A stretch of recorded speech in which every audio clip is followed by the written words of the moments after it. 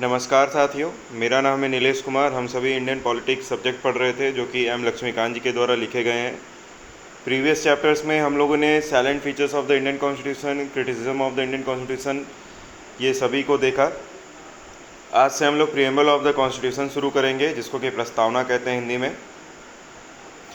एक तरीके का कह सकते हैं इंट्रोडक्शन या क्रक्स क्या है कॉन्स्टिट्यूशन का, उसके बारे में आज समझेंगे हम। समय को बर्बाद ना करते हुए हम इस सेशन को शुरू करते हैं। इससे पहले आप सभी मेरे चैनल्स को सब्सक्राइब करें ताकि मुझे भी मोटिवेशन मिलते रहे कि आगे एजुकेशनल वीडियो को मैं इसी तरीके से लाता रहूं। तो आइए शुरू करते हैं। Preamble of the constitution chapter 4 है। क्या लिखा है एक एक करके थॉरोली पढ़ेंगे। The American constitution was the first to begin with a preamble. तो अमेरिका का जो संविधान था वो पहला संविधान था पूरे विश्व में जिसने की प्रीएम्बल की शुरुआत की। Many countries including India followed this practice.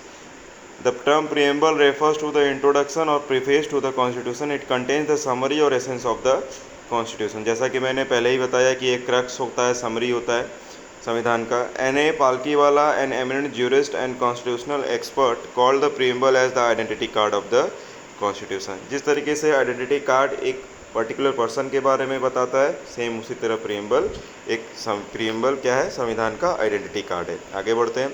The preamble to the Indian Constitution is based on the objective resolutions drafted and moved by Pandit Nehru. तो जो ऑब्जेक्टिव रेजोल्यूशन पंडित नेहरू ने मूव किया था उसी का क्या है, क्रक्स है, बेस्ड है, जिसके बेसिस प्रीएम्बल को बनाया गया है। And adopted by the constituent assembly. It has been amended by 42nd constitutional amendment act 1976 which added 3 new words, socialist, secular and integrity। 42nd constitutional amendment act 1976 में हुआ, जिसके बेसिस पे 3 शब्द ऐड किए गए, सोशलिस्ट, सेकुलर और integrity. आगे बढ़ते हैं।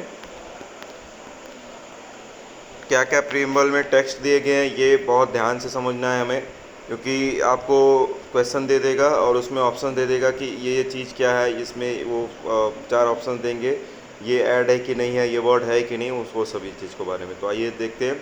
Text of the preamble. The preamble in its present form reads. Preamble क्या लीड करता है, ये पढ़ते हैं। We the people of India, having solemnly resolved to constitute India into a sovereign, socialist, secular, democratic republic and to secure to all its citizens। ठीक है, क्या क्या लिखा हुआ है। जस्टिस। जस्टिस में क्या है point, social, economic and political. ये तीनों प्रकार के जस्टिस होने चाहिए, social justice, economic justice and political justice, सामाजिक, आर्थिक और राजनीतिक। Liberty of thought, expression, belief, faith and worship. Liberty of thought में क्या है, liberty of thought, expression, belief, faith and worship. Equality. Equality में क्या है, equality of status, equality of opportunity and to promote among them all fraternity assuring the dignity of the individuals and unity and integrity of the nation. ठीक है, ये 3 चीज़ें हैं, justice, liberty, equality. Justice में क्या है, सोशल, पॉलिटिकल, इकोनॉमिकल। लिबर्टी क्या है, thought, expression, belief, faith and worship. Equality क्या है, status, opportunity and to promote among fraternity. ठीक है, assuring dignity and unity and integrity of the nation. In our Constituent Assembly, this 26th day of November 1949, do hereby adopt, enact and give to ourselves this Constitution। क्या बोला गया है कि constituent assembly में हम लोगों ने 26 नवंबर 1949 को अपने आप को संविधान के हवाले कर दिया। आगे बढ़ते हैं। Ingredients of the preamble. अब क्या क्या है, जैसे कि हम कोई भी खाना बनाते हैं या कुछ भी प्रिपेयर कर रहे हैं, स्पेशली फूड, तो उसमें क्या होते हैं, इंग्रेडिएंट्स होते हैं उसमें कि क्या चीज़ें रहती हैं। उसी तरीके से एक तरीके से इसको फीचर्स भी कहा जा सकता है। तो 4 इंग्रेडिएंट्स हैं जिसके बेसिस पे प्रीएम्बल को डिज़ाइन किया गया है। पहला क्या है, source of authority of the constitution. The preamble पहला क्या है, सोर्स है, ये एक स्रोत है किस चीज़ के लिए, हमारे संविधान के लिए, कि उसमें क्या क्या अथॉरिटी रहेंगी। The preamble states that the constitution derives its authority from the people of India. संविधान कहाँ से अपने ताकत को पाता है, तो वो लोगों से पाता है। ठीक है, from the people of India. Source of authority of the constitution. The preamble states that the constitution derives its authority from the preamble of people of India. Nature and इट्यूआरी। नेचर ऑफ इंडियन स्टेट क्या है, it declares India to be a sovereign, socialist, secular, democratic and republican polity. Nature क्या है Indian state में, ये declare करता है कि इंडिया क्या है, सोवराइन है, संप्रभुता है, सोशलिस्ट है, सामाजिक है, सेकुलर है, डेमोक्रेटिक एंड रिपब्लिक है। तीसरा क्या है, objectives of the constitution. Objectives क्या है संविधान के? It specifies justice, liberty, equality and fraternity as the objectives. 4 objectives हैं कॉन्स्टिट्यूशन के, that is justice, social, economic, political, liberty of faith, believe, perceive and equality of opportunity, status and fraternity. Date of adoption क्या है constitution के? 26 नवंबर 1949। ये 4 ingredients थे। आगे बढ़ते हैं, कीवर्ड्स इन द प्रीएम्बल। अब एक एक करके समझेंगे कि प्रीएम्बल में जो शब्द दिए गए हैं उसके मतलब क्या हैं। सर्टेन कीवर्ड्स हैं जैसे सोवरेन है, सोशलिस्ट है, सेकुलर है, डेमोक्रेटिक है, रिपब्लिक है, जस्टिस है, liberty, equality and fraternity are explained as follows. इन सभी शब्दों के मतलब हम जानेंगे। पहला क्या, सोवरेन। सोवरेन का क्या मतलब होता है? प्रोनाउंसिएशन देखिए सभी का अलग अलग होता है, बेस्ड ऑन पर्सन प्रोनाउंसिएट करते हैं। ऐसे तो सोवरेन बोलते हैं, लेकिन कई लोग सोवरेन या सोवरेन कुछ भी बोल सकते हैं, तो उसको वो बेस्ड ऑन पर्सन कहते हैं। ठीक है। The word sovereign implies that India is neither a dependency nor a dominion of any other nation but an independent state. इसका मतलब क्या है कि हम स्वतंत्र हैं, हम ना ही किसी पे डिपेंड हैं और ना ही किसी को हमने अपने अधीन कर रखा है। There is no authority above it and it is free to conduct its own affairs. और हम स्वतंत्र हैं अपने कार्य को करने के लिए, चाहे वो इंटरनल मैटर हो, चाहे वो एक्सटर्नल, चाहे वो आंतरिक हो, चाहे वो बाहरी हो। Now in 1949 India declared the continuation of her full membership of Commonwealth of Nation and accepted the British Crown as the head of the Commonwealth। हम स्वतंत्र हैं, लेकिन हमने एक चीज़ का एक्सेप्टेंस किया कि हमने ये कॉमनवेल्थ ऑफ द नेशन, उस समय क्या होता था, एसोसिएशंस होते थे, तो जो नेशन के एज अ नेशन हम लोगों ने ज्वाइन किया, ना कि किसी के दबाव में। एज अ नेशन हमने उनको क्या माना, ब्रिटिश क्राउन को हेड माना कॉमनवेल्थ नेशंस का। This extra constitutional declaration does not affect Indian sovereignty any manner.